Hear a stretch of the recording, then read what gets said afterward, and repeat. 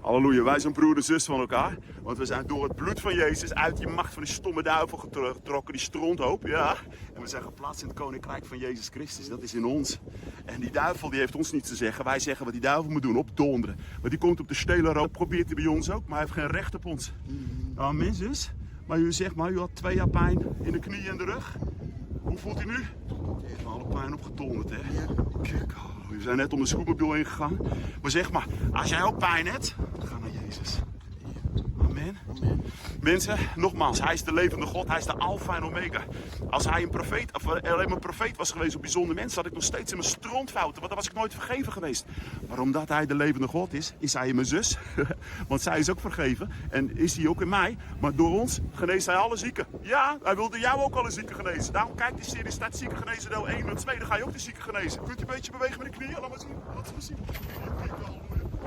Die andere knie. Bent u blij? Ja hoor.